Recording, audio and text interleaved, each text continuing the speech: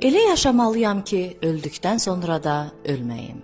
Bu sözlər adının xalqları birləşdirdiyi bir insanın həyat devizi idi.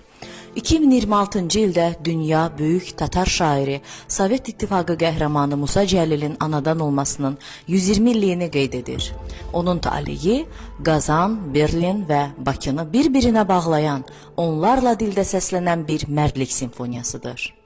Musa Cəlil 1906-cı ildə Orenburg quberniyasında doğulub. Alovlu ürəyə sahib gənc şair Moskva Dövlət Universitetinin Filologiya fakültəsini bitirmiş, Tataristan Yazıçılar İttifaqının məsul katibi olmuşdur. Böyük Vətən müharibəsi başlayanda şair kənarda qalmadı. Cəbhə müxbiri kimi döyüşlərə qatıldı. 1942-ci ildə əsir düşdü.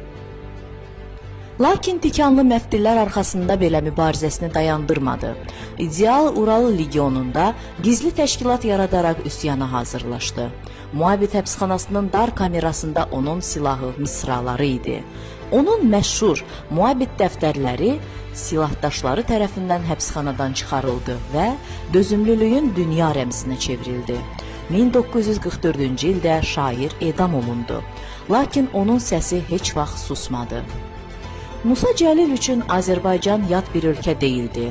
Türk kökləri və mədəniyyət ortaqlığı onu Azərbaycanlı qələm dostları ilə bağlayırdı. Hələ müharibədən əvvəlki illərdə Cəlil Azərbaycanın mədəniyyət xadimləri ilə sıx ünsiyyətdə olur, Bakıdakı ədəbi mühitlə maraqlanırdı. Onun yaradıcılığı Azərbaycan ziyalıları tərəfindən yüksək qiymətləndirilirdi. Müharibədən sonra isə onun göstərdiyi qəhrəmanlıq bütöv bir Azərbaycanlı cəbhəçi şairlər nəsli üçün örnək oldu. Bu mənəvi yaxınlıq zamanla daşlara həkk olunan əbədi bir yaddaşa çevrildi. Şairin xatirəsi Azərbaycanda böyük hörmətlə anılır. Bakının Yasamal rayonunda küçələrdən biri fəxrlə Musa Cəlilin adını daşıyır.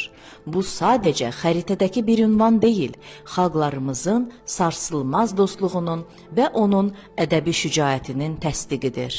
Şəhərin məktəb və kitabxanalarında mütəmadi olaraq anım gecələri keçirilir, Cəlilin şeirləri Azərbaycan dilində yeni rənglərlə səslənir. Musa Cəlil imkansızı bacardı. O ədəbiyyatı ali bir qəhrəmanlıq aktına çevirdi.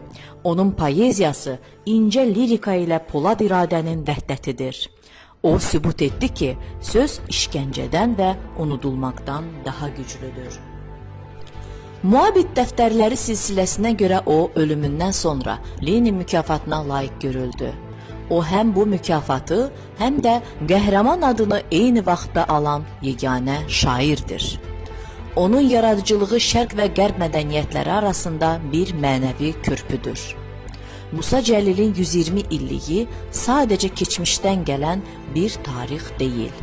Bu gün bizə insan və vətənpərvər olmağın nə demək olduğunu xatırladan bir zəngdir.